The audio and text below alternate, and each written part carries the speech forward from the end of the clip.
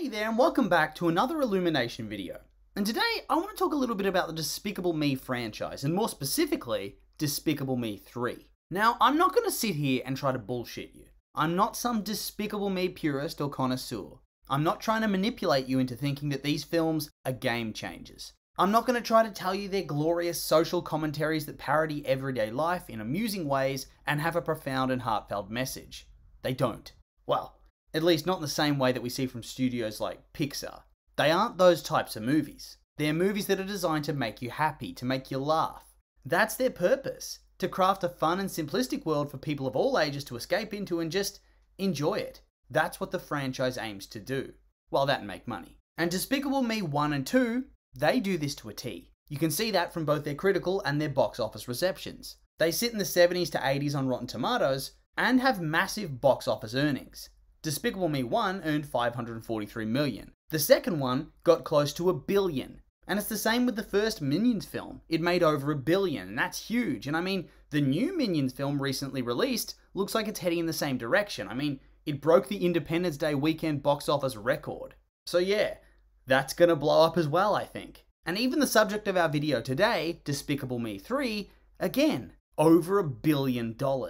There's something about this franchise that makes it so accessible to audiences. It makes people want to go and see it. Nobody's disputing that. We can agree that they might not be the greatest films of all time, but they still have that built-in audience that wants to go and see Gru with his wonky accent, or the minions screaming their gibberish language and attacking each other with bats, chainsaws, and rocket launchers, or even just a little girl who loves unicorns and has the big cutesy eyes. There's just so much that draws you in and keeps people coming back. Even as many then go online to rant about how minions are a cancer and a blight upon society, and that the franchise is the worst thing that's ever happened to humanity, that it should be purged, people who enjoy it should die, and that children are not allowed to like things that are not specifically curated by arthouse elitist snobs or basement-dwelling neckbeards. How dare the children enjoy movies made specifically for them? Am I right? So uncultured of them. Anyway though, I've lost focus. Let's get back on topic. Like I said, there's a definitive interest in the franchise, no matter what they do, but there's still a clear difference in how each of the films are perceived. Despicable Me 1 and 2, they're considered the gold standard, at least the gold standard of the franchise. I mean, they still cop hate. But for the most part, critics and audiences agree that these are decent films. Not perfect films, but decent, and each of them iconic in their own way and designed for mass appeal and enjoyment. They play their role well in that regard. They have a fun and engaging protagonist, they have some of the most iconic and appealing side characters ever in the Minions, and look, I get that a lot of people do hate them, but the reality is, they're a mega draw, and when used sparingly, they can be a lot of fun. And on top of that, they have great villains who are very unique and different from each other. They have well-paced and exciting storylines, and there really isn't that much to hate. So whilst it might not be everybody's cup of tea, nothing in them is actively bad. And then we come to the first Minions film, which starts off fun, and then, well, it gets old quickly. The Minions are like Mater from Cars. They're fun, they're exciting, they make you laugh, and hell, they get you excited about seeing a spin-off or a sequel that revolves exclusively around them. And then you actually get what you were asking for, you get that film, and slowly but surely, you realise that they were so much more enjoyable in small doses, and that their brand of humour wears out very, very fast. And this is very much the case for Minions. Almost the entire film focuses on them and their antics, and it really goes to show how necessary Gru is to offset them and keep them in the background with his own storyline taking center stage.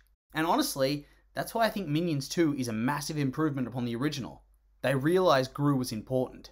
And so, this is where we were when we approached the release of Despicable Me 3. Two films that had a decent reception, and one film that, whilst financially very lucrative, was poorly received in terms of its critical score. Even if kids probably flocked to this thing like flies to shit, it was still badly received. So, I think people were a bit mixed on whether this film was going to be any good. They had Minions fatigue. And honestly, they were just a bit tired of the franchise. They were worried it was pulling a Shrek and lingering way too long past its expiration date. And so, before we go any further than this, let's just have a quick refresher on the actual plot. The film, once again, follows the story of Gru and Lucy, newly married members of the Anti-Villain League, as they pursue Balthazar Bratt, a child star from the 1980s who fell from grace and is now a supervillain who channels his character from the show. After his latest failure to catch the villain, however, Gru finds himself fired by the new head of the league and leaves alongside Lucy, determined not to return to villainy, but to find a new job. Tired of his refusal to return to the lifestyle they love so much, the minions, led by Mel, quit their jobs and leave the house, except for two of the minions who weren't in the room at the time, and thus think they've been promoted to the position of head minion. And so, off the rest of the minions go to have their own little side quest where they get arrested and go to prison, whilst Gru receives word that he secretly had a twin brother, Drew, his entire life, but they'd been separated after birth, when their parents divorced. Drew, unlike Gru, is very rich and successful, and reveals that their wealth comes from the family business, villainy, and that he isn't a very good villain and wants Gru's advice. He wants him to teach him how to become an all-time great villain. And Gru, seeing that he now has an opportunity to redeem himself and get his job back by taking down Balthazar Brat, hoodwinks his brother and takes him along on a heist. Of course, since they're not really on the same page, they struggle to work together as a team. And then their relationship seemingly breaks down permanently after Gru reveals his intentions to return the stolen crystal and get back his old job. But after the kidnap of the girls, the brothers reconcile to rescue them, defeat Brat, and stop him from destroying Hollywood as revenge for his show getting cancelled. And then, in the epilogue, Drew and the minions become villains again, with Gru and Lucy going after them, almost as a competition between brothers. And so yeah, it's a pretty standard plot. And I remember at the time disliking this film quite a lot. I didn't think it was funny, and I thought it was slow, and I thought it was boring. And it seemed like a lot of people agreed. Because despite having the best box office performance for any entrant into the franchise to date, it only got a 59% on Rotten Tomatoes, which is not all that far off for Minions' 55%. But it is well and truly behind the first two installments. So yeah, I wrote it off as a bad film and moved on with my life. And then, a little while ago, I saw the second Minions film, and I thought, man, this is better than I expected it was going to be. Like, way better. And so for some reason, I thought I'd rewatch Despicable Me 3 so I could make a video laughing about how bad it was, even on a rewatch 5 years later. And yeah, now I kind of feel dumb. Because I got to about halfway through before I started thinking, oh shit, this is actually way better than I remember it being, like way better. Maybe not on the level of 1 or 2, but it's still much funnier and more enjoyable than I gave it credit for at the time. Like really, there's honestly so much to like about the film. And let's just hone in on that word though, like, not love. It isn't perfect and it does have its problems, but I still think it does a lot of stuff quite well. For starters, the big problem with the Minions film was too much Minions. And so here, they cut back on them quite a lot.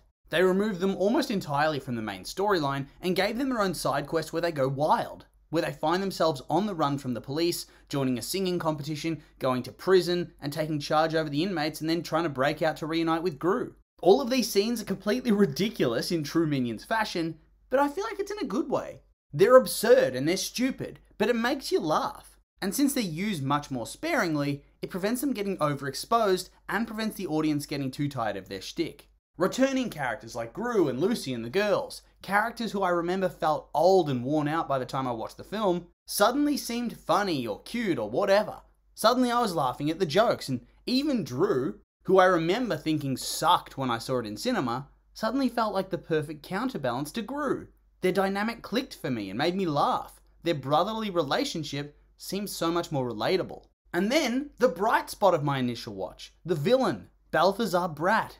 Suddenly he became even more of a bright spot. And he made every scene in which he appeared shine with his own brand of out-of-date 80s flair. And this is on top of all the things that are already good about these films in every installment. The soundtrack and the animation. So now visually, the film looks great. The soundtrack, both the modern tracks, the score and the 80s hits, are all interwoven perfectly, so it sounds great. The characters, the things they say, the dialogue, the relationships, the dynamics, all of those are decent to good. They work well and you enjoy having them on screen. And the plot's okay, it's nothing special, but it does do its job. So why the hell was the reception for this film so poor? And I can only really speak from my experience and try to extrapolate, in that I think that the franchise just needed a break. It needed a timeout. Minions 1 is too much, and I think it soured a lot of opinions on the franchise. It made people dislike Minions and not want to see them. And thus, those moments I found so funny this time around were agony when I first watched it. So without those moments, we're just left with Gru. But the problem with Gru's storyline is that it has a big chunk of time in the middle of the film which is kind of boring, where they're all just chilling in Fredonia. And so now we have the middle of the film dragging as well, as we cut between this sequence and the Minions, whom at this point, we still hate. And thus, you come out of the film with very little good to say. And I think this did colour a lot of people's perceptions of the movie. And thus, it got a bad reception and much less than it probably deserved. But who knows really? After all, these are just my opinions, and now I'd like to hear yours. What did you think of Despicable Me 3? You like it, hate it, agree, disagree? I'm curious for your thoughts, so make sure to like, comment, and subscribe, and let me know.